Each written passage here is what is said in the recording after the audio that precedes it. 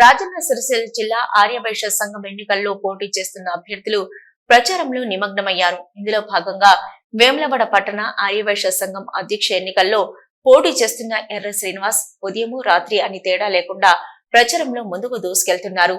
ఆదివారం పట్టణంలోని పాత కూరగాయల మార్కెట్లో ఇంటింటి ఎన్నికల ప్రచారాన్ని నిర్వహించారు.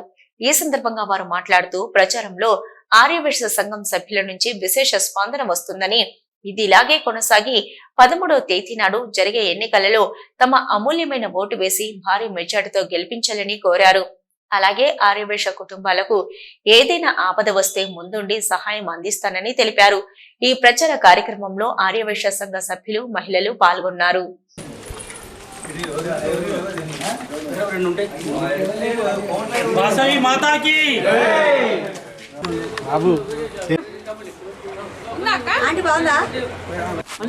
కాబోయే పట్టణాధ్యక్షుడు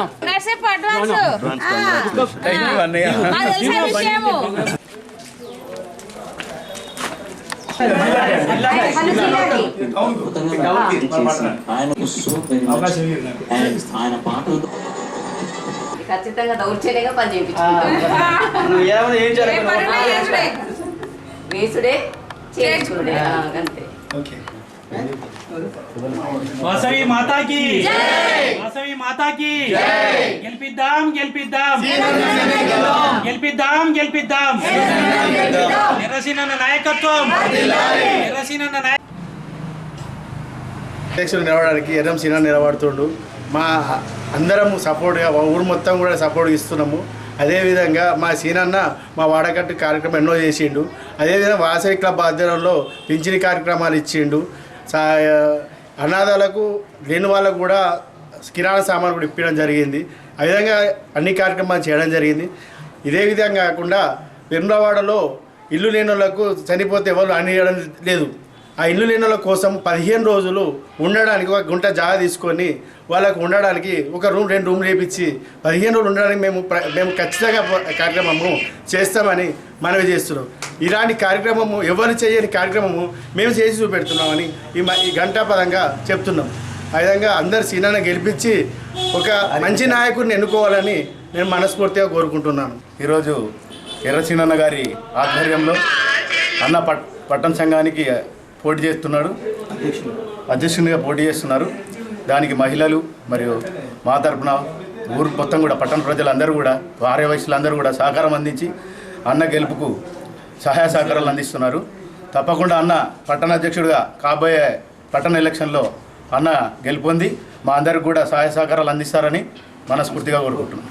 ఆర్యవైశ్య సోదర సోదరులందరికీ నమస్కారం.